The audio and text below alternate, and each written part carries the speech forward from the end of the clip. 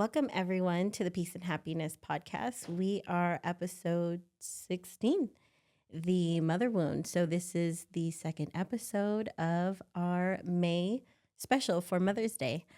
Today, we have Miss Annette Avila, hello, and Raquel V-Saga. So, we are going to talk about the mother wound, not necessarily in how we heal our relationship with our mother wound, but with our mother. Yeah, we're not healing that relationship with our mother. It is how we've interpreted the mother wound within us, and what have we made that wound throughout our entire lives? What have we created in our lives based off of this mother wound? So not necessarily the relationship that I'm having with my mom, but what did I make it throughout my entire life? So with that being said, Annette. Yes. Have you struggled with your mother wound? Pretty much my entire life. My life. I wasn't familiar with the mother wound, but, and I had come to terms at one point after she passed away thinking, I'm good. I'm cool. I gave forgiveness. I made a speech at her funeral and I thought, I'm cool. I'm good. I forgave my mom. Everything's good. And then shit hit the fan in 2020, so to speak, when the world fell apart. And I had to go deep. And thanks to Raquel and going and doing work with Raquel and the theta work and all the coaching. And I'm like, oh, there's so much there that I need to heal and process. And that I had just kind of just pushed it all down and thought I was all good. It was just that mother wound and coming from a place of feeling not worthy, feeling abandoned, feeling rejected, living my life from that place, living my life in fear. Were you aware that you were living? Absolutely not. That's about 90% of people. Yeah. Yeah. We all walk around saying, I'm good. Right. Like, I forget, like, I am. yeah. She said, oh, I've forgiven it, or I've forgiven her. And I tell people, you will be fine with your mother when you understand there was nothing to forgive. And that's a hard. Yeah. That sounds callous to some people in their experiences with their mothers. But the end of it, I remember feeling like I was being the bigger person. You know, 2 podcasts ago, we were talking about sexual abuse. And, you know, I talked about it. I was angry. And I said that was an understatement. And a lot of people that know my story would say, rightfully so. But even with that said, I know when people tell me that they're good with their mothers and there's things I can hear, and I'm like, you're not, because when you're good with your mother, which means healing the wound that you have because of the way you were mothered, you understand there's nothing to forgive. And that's a big journey, or that there's no biggie being the bigger person. Because when you understand, and it doesn't mean you have to have a relationship with a strange mother sometimes if they're still living. It just means that you have nothing but understanding and grace for them. 100%. 100%. And I think for me, that came, again, doing this work where I can now understand and be aware of all the pain and suffering that my mother was going through and have compassion and understand. Right. I didn't have that before. It was angry. I'm angry with her. Why didn't she do this? And why did she do that? And all the things, pointing the finger. Why didn't I matter enough? And how did that show up in your life? Oh, in so many ways with the relationships that I chose. Big one, pretty much half my life. Absolutely. Yes. But so much has changed. Like I said, after she passed away and 2020 happened, and now and even now, like I was driving over here thinking about that. Like there's so many times when I get emotional, but it's not for sadness. It's not for, oh, my poor mom. It's not for, oh, my poor self. There was a point in time when I was going through all that. I was feeling all those things. But now it's, again, compassion. It's love and loving her. Yeah. Mm-hmm. Yeah, I think that was like one of the things that we started working with. It was with my sister and my mom. And you made me do the etchy sketchy with with something with my mom because I was like, my whole life I've did this because she said that, and I've learned this that I have to be of substance. And you're like, what in the hell? Like, what is she talking about? And then it wasn't until like your advice to see my mom as a person and as a human, and not you should have had been that mom. And I was like, oh gosh, how dare I? You know, because she is. They have they have like hurt. Oh, 100%.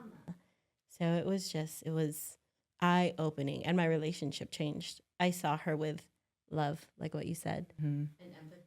Where before it was like it's anger. Yeah, it was resentment. Yeah, yeah. I felt like Annette. I felt like, oh, I'm fine. I'm good. Mm-hmm. I've forgiven her. Now that seems so like in my body. I want to throw up to say I've forgiven her. Because I understand. And here's the thing for somebody hearing us right now, trust me that I know that you can feel like your story rightfully merits for you to detest her or to be hurt for the rest of your life or what have you. And I get that. I understand that. I've been there where I really felt wronged by my mother.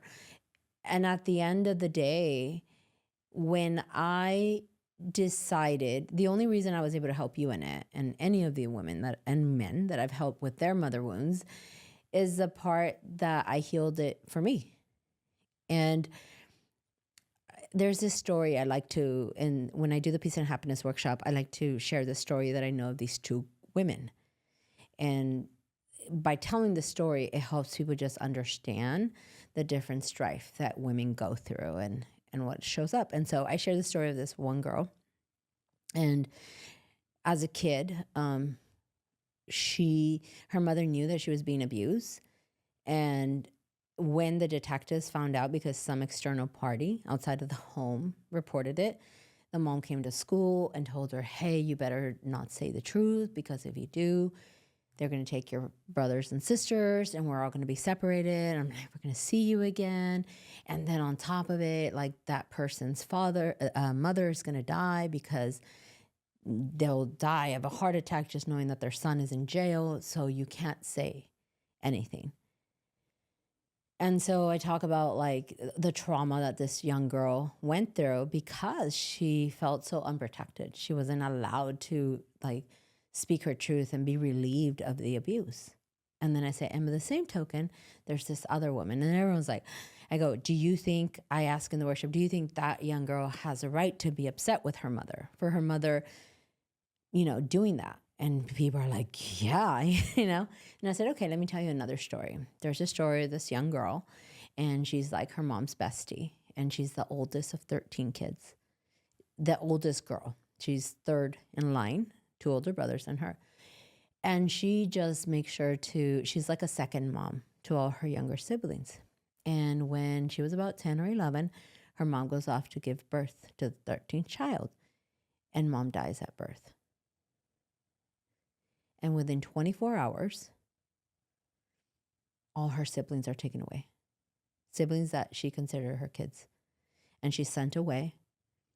They're all given to different people. Some were given in adoption. Some were gifted to family members. Some were sworn to secrecy. They were given to strangers, right?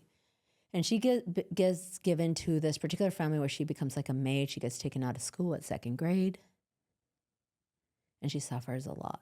And she suffers her own sexual abuse. And I go, what do you think is the most important thing to that girl? So I'm going to ask you, what do you think is the most important thing for that girl? Security, staying together. Mm-hmm. The family. Together, yeah. So every time I ask that in the workshop, I ask that and everyone gets it. They understand probably staying together. And I said, well, that girl is my mother and I'm the other one. And I couldn't understand why my mother wouldn't protect me. But when I grew up and I decided to have consciousness, I realized, oh, she had been abused, so that was nothing. But being separated, that was not okay. And so it's okay, daughter, if you get abused, but as long as we stay together. And there's a lot of other elements that, there's no time in this podcast. However, when I really seek to understand instead of being understood, instead of being in my rage, and I really started to ask questions, well, why? One of the times I remember calling the last podcast, we had DeMarty, Dr. Burgos, and one of the things that I had asked her, and especially because she worked at the Rape Crisis Center, I said, my mom lies about this. I was really upset. And my mom lies about this. And she's like, she has to. And she gave me like the whole medic of the brain and why. And now we actually teach that in university because I went in depth to learn about that. Because she says, your mom would have to be a monster to herself to realize that she allowed that to happen. It's what she needed to do to avoid being separated, of the fear or the threat that she saw of possible separation. Like, it wasn't just the separation of if my daughter speaks, and it was reliving her trauma from when she was 10. And when she explained that to me, I was like, oh my gosh. And then I just really went in depth and really researched it on my own. And I really got to understand from a neurological, from a psychological. And instead of being in my pain, the understanding took a lot of the pain away. And from there, I only had compassion. And from there, there's nothing to forgive. There's more to understand than there is to forgive.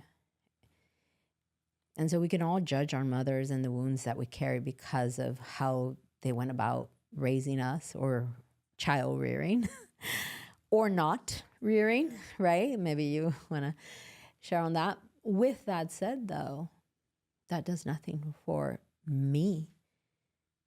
Right. That does. If I would have stayed in my wound, I would have raised my daughter with this resentment or anger towards my mom. And instead, my daughter just sees the compassion and the love that I have for my mom. So guess what I get from my daughter? Compassion and love. Yeah. And she sees that I understand my mom's humanness. So guess what my daughter understands in me? Your humanness. Yeah. And so that's how we start to evolve and create a victorious saga instead of that constant, imprinted, outdated mother wound story that we keep passing on. Mm-hmm. Yeah, I'm just thinking about how when you don't heal that wound, it just is a cycle. I'll pick it up. My kids will pick it up. They'll pick it up. What relationship do you even have? So Annette, you said that you've done a lot of work with Raquel to help with that wound. And as a high school counselor, how do you help your students who you see have those wounds that they're carrying around? Well, a big one is when it started with me giving myself compassion and understanding that it pours out to others, like my mom and my family and my friends and my relationships and my students, giving them that safe space, giving them that place where they're not going to feel judged, that they come in and they can share what they want to share and it stays there, obviously with exceptions. Of course. Okay. But yeah, just giving it, yes, I do my job. I'm a mandated reporter. But yeah, just having that compassion. And that was the other thing too, having the compassion and releasing, because this is something that I've struggled with my entire life as well, the judgment, having that judgment of others, but really it's always about us. It's always about us, that judgment of myself. So really having that ability to be gentle with myself and then having that for others as well. I can see that over the course of the 4 years that I've been working with Raquel, things have evolved, things have changed for me, not just within myself. How so? Right there, just the compassion, how people see me. And a lot of times it's hard for people to see us in a different light because they're so familiar with seeing how we've always been and this is the way we lived. But people have noticed it. It has been noticed. It has been received and it has been felt from others, family, from friends, from colleagues. Again, with challenges, of course, but working on myself, doing this self-development, doing this healing, doing this growing, evolving into who I am, it is shown in the work and in working with my students. The things that I've learned from you, like the little things, like just little things, I'm like, but there's so many big things too. Just taking that into my counseling with my students. It's like amazing. I love, not to jump off subject, but I love doing Etch a Sketch with the kids. Like it is so, they look at me kind of like when I told you, what was that? Witchy poosh shit. Witchy poosh. Like, what was that? What is that? It is like, Yeah, I remember the first time when I went to see you in 2020, I was like, okay. And she's all, what'd you have for lunch yesterday? I was all, wait, what? yes. Yeah. What? Seriously. She's like, what do you have for breakfast? Yeah. Like, don't judge me. Do that with my kids. So the listeners that probably like, I know, they're like, what is just went. So it's an exercise that we do in our coaching sessions that allows us to create neuroplasticity and change the emotional charge that we have regarding an event and make it as insignificant as what we had for lunch or for dinner. So that's an exercise that we do at V-Saga coaching that I've taught all of the coaches to do. So just to make sure. first thing that you did with me with my mother wound too? Mm-hmm. That's one of the things, you know, that I have found with my mother wound is the part that I can focus on my wounds, or I can choose to evolve, grow, and therefore slay at life. And I don't observe that we're doing that. I don't observe. Like I observe there's so much trying to live my best life, being enlightened, aware, awakened. I'm healing. I see it's such a, what is that? Like a hot trend. Yes. And I know it's more than a trend for people. I'm not trying to be, cynic about it. With that being said, though, it's that part where it gives us a storyline. That's what I'm seeing a lot. Gives us a storyline, and now the mother wound and the mother, that's a, what do you call those words when they're like, they're buzzwords. It's a buzzword. Yes. The mother wound, the mother wound, the mother wound. It's like, yeah, I need my inner child, my mother wound, my father. And I'm like, okay, like I get it, but what's the point of it? And I feel in my observation that I see people start using it as a badge. Mm-hmm. Yes, I'm gonna, like, this is my story, which, hello, I hold space for people to share their story with me, obviously. This is how, right? I didn't treat you like, come on, Annette. 4 years ago, did I do that to you? No, right? I held space and I held compassion for you. With that, I was like, okay, like, what's available? Right. And what can we do? And how, and let's reflect on this. And do we want to stay here? And so I think that's a big thing when I look at people looking at their mother wounds. I would hope that we go past vilifying, quantifying, or qualifying our mothers and instead look at like, okay, what was this meant to teach? What can I learn from this? And then what you learn, use it to grow and evolve. Yeah. I think for me, that was a big one, what you just said, and wearing it as a badge. This is my story.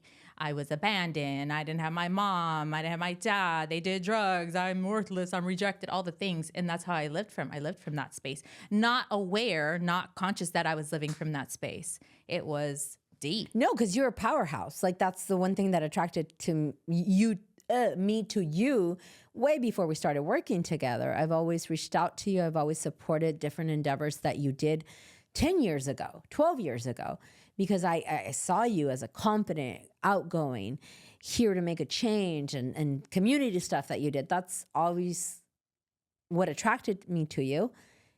Yes. Once we started working. Oh yeah. I was wearing that. I was wearing that badge fully and proud. My mama wasn't there. It wasn't even a badge. Absolutely vilified her. She was a drug addict, and how could she? And how did she do this to all her kids? And she abandoned. That was my story, and I was making sure everybody was going to hear it. And she knew it. She knew I was angry. She knew all of her kids were angry with her. And again, I came to a point before she passed away. I forgave her. I cried. We cried, all the things, but there was still so much more to do, so much more work, so much more healing to do in that.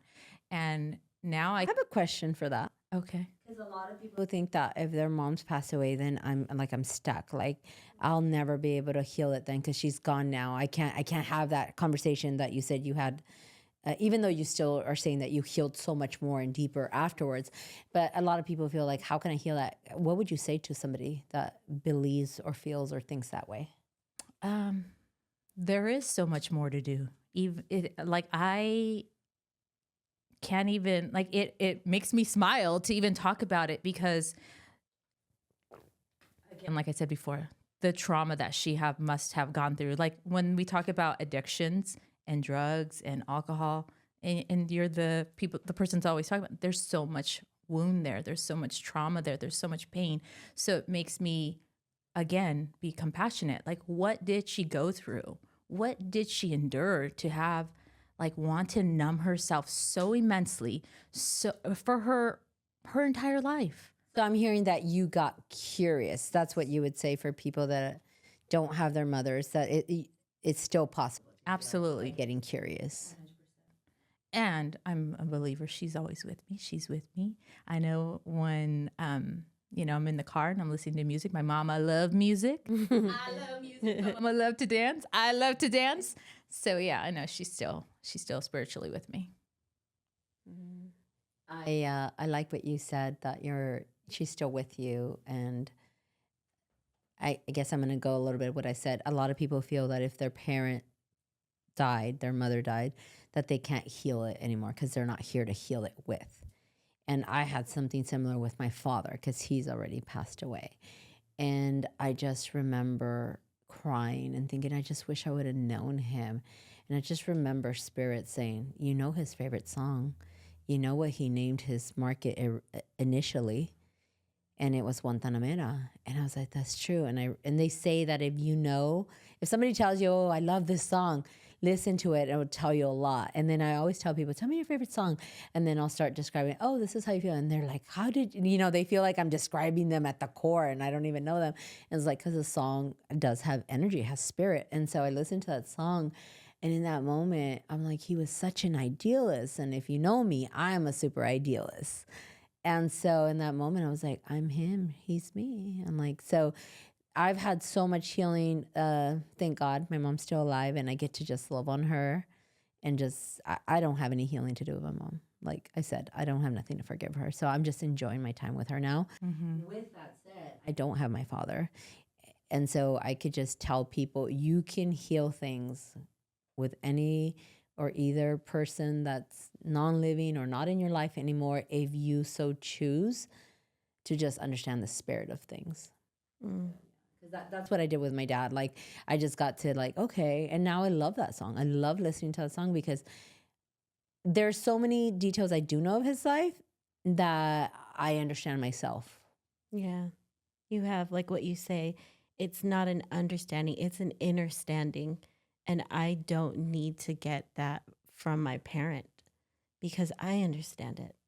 So what is there to get that forgiveness from when you pass? And talking about, I know we're not talking about the father wound today, but today, but going to what you were talking about. So my mother passed and I was things happened, but my father, I reunited with him 3 years ago. Also, again, dealt with drugs, alcohol, all the things. And I remember when I went to you that I'm reuniting with him and all the things that were surfacing for him and for me. And I remember one of the things you said, this is not only going to be healing for you, but healing for him, and probably even more so healing for him, because he would tell me, like, why are you not angry with me? Why are you not cussing at me? Why do you want to hit me? Hit me. I'm like, no, I don't want to hit you. I don't want to cuss at you. Yeah. And I have compassion. Now, of course, there's a lot of pain through those, the reuniting and all the things that were surfacing. But yeah, having, again, compassion and understanding. And I remember the very first time. Yeah. What's coming up? Well, you know how like I can feel when somebody's talking about somebody else. I just can feel him. Oh, yeah. He carries a lot. Yeah, I can feel him. Yes. A lot of pain. Yeah. I remember one of the sessions we did, and I was sobbing, and it was sobbing for his little boy, for him as a little boy. But I forgot what I was going to say. Sorry, I didn't mean to distract you. No, I was looking at Annette like, what's I'll tell you this. Something that Guard with her emotions coming up. Baba, yeah, some people are like, I remember that happened with Trina. I go, oh, I sensed this and this. She was talking about some kid in her classroom, and I said, and she's like, how did you know? I go, I can feel sometimes when people, but something that I learned recently, I can feel people when they're very in their spirit. Because a lot of us have disconnected and we're very cerebral and we're living a very functional, monotonous, like robotic almost. We're so detached. And there's people, and drug addicts are usually that. They're very connected to their emotions. And I just want you to take a breath, because what I'm going to say to you. Okay. You know, I'm a delicate flower. oh, Inside joke, I always call her a delicate flower out of all the coaches. That's my story. And I'm going to stick with it. not letting that one go. Out of the 10 coaches, I'm like, this is my delicate flower. Okay, so No one would know. you know, yes, I coined you the delicate flower of the group because you are very strongly in your emotions. And I always say, you need to be able, if you're going to damn somebody for what they did to hurt you, you need to be able to thank them for what it gifted you. And right now, what I got, like what I really understood when I felt your father, I'm like, no wonder he needed to do drugs. He felt so intensely the pain. And 2 podcasts ago when I had Savannah, we had Savannah here and she was talking about like, everyone would ask her, why are you doing drugs? Why are you doing drugs? Why?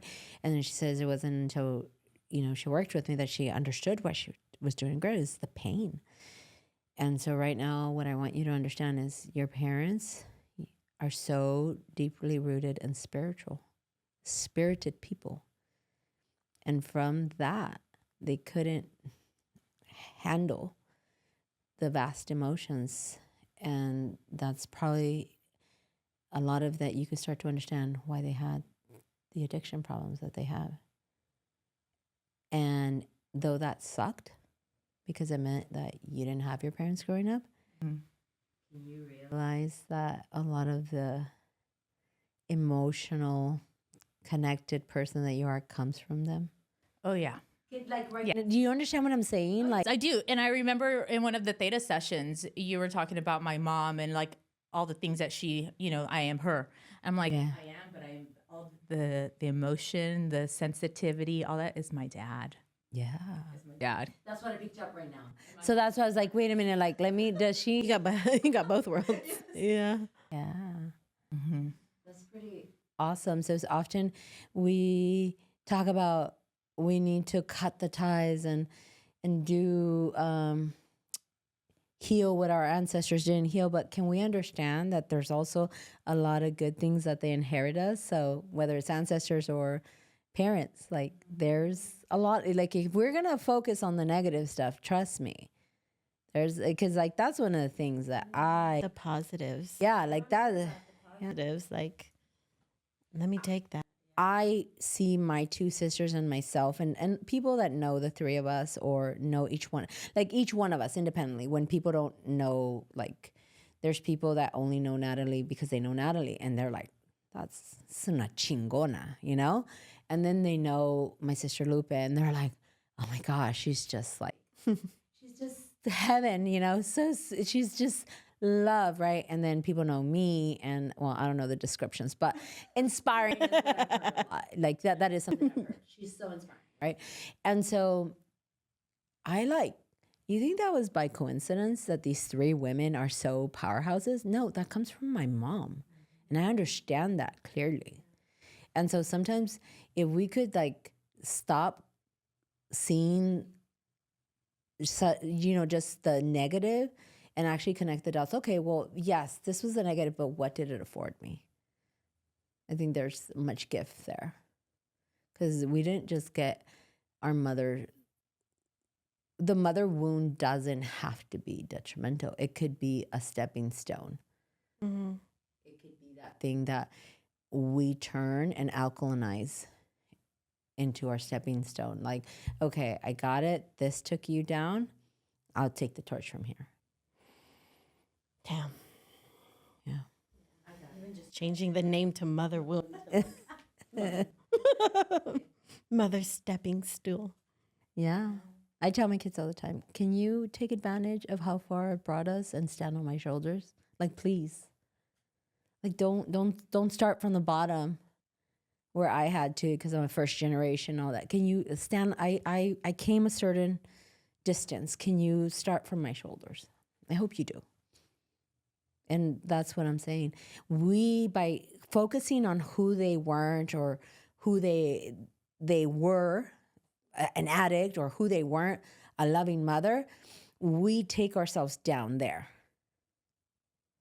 But if we focus on, okay, yes, this sucked, but what am I afforded? Maybe it's just as simple as they came to the States. So maybe they screwed you all in different ways, but they give you such an opportunity to come to the States. So can you run from there? Why do we always have to focus on that? Right. Mm-hmm. That was something we recently worked on too with my dad. Yeah, you're like, girl, you have a life. You went to college.